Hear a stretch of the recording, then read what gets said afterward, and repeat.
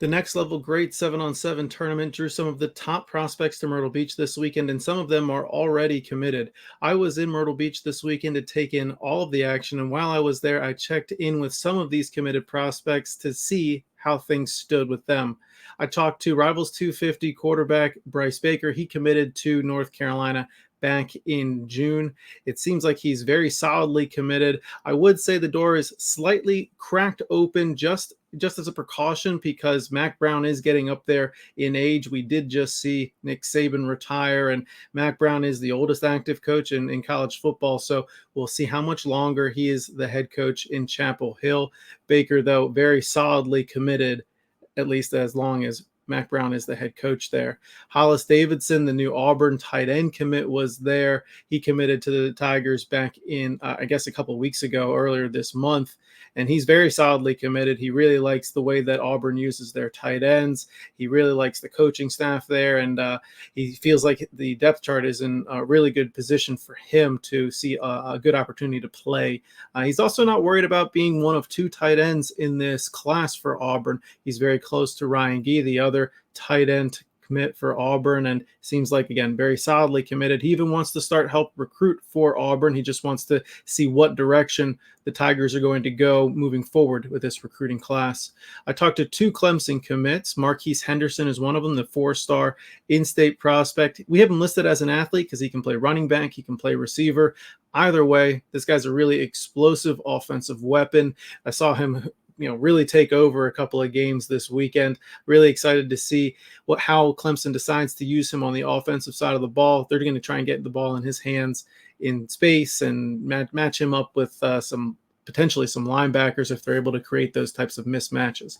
Also saw Tigers commit Juju Preston, the receiver out of Virginia, committed to the Tigers in December. It was a bit of a surprise, at least for the timing there. We thought he might hold off in his recruitment a little bit longer to see some more schools, but the Tigers wanted him on board, and that's what they got in December. The Virginia, like I said, the Virginia native, about 6 feet tall, really good downfield speed, his good length in his arms. It's going to be interesting to see how he physically develops once he gets to the next level.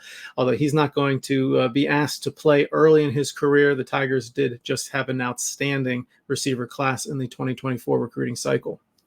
I saw new Notre Dame commit, Elijah Burris. He's the son of NFL great Plexico Burris. He's out of New Jersey, DePaul Catholic High School there. A little bit surprised about the timing of his commitment. It seemed like he would want to do more official visits and get into the summer there, but decided to pull the trigger on his commitment to Notre Dame. He had visited earlier this year and just really loved the environment there, felt like he fit in well, and he's excited about the direction of this receiver core. He's going to help recruit guys like Derek Meadows and a few other guys too. So keep an eye on Burris for this Notre Dame recruiting class. They're ranked currently number 1 in the 2025 recruiting cycle.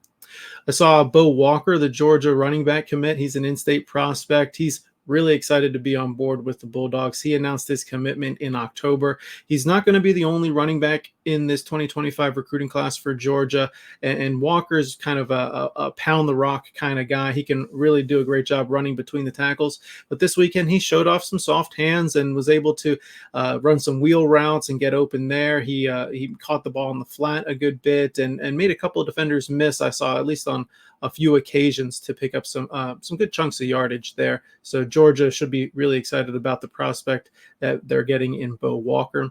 Finally, I did get a chance to check in with new Duke commit William Felder. He's out of Roman Catholic in Philadelphia. He's got a lot of connections to the Duke program, and it's going to be interesting to see how they use him, though, in the secondary. He committed earlier this month, and when I talked to him this weekend, it sounded like they're going to move him around from safety to nickel, maybe in the box a little bit. He's got a fairly thick build for somebody in the secondary. He's probably close to 195 pounds right now. We have him listed at about 180 pounds. He's definitely bigger than that. It'll be interesting to see how they're able to use his physicality and that length to really disrupt the timing that receivers have with their quarterbacks. So again, I'm Adam Friedman, National Recruiting Analyst for Rivals.com. Please make sure to check out Rivals on all the social media channels. Please make sure to subscribe to the Rivals.com YouTube channel. And of course, you can find all of our content on Rivals.com.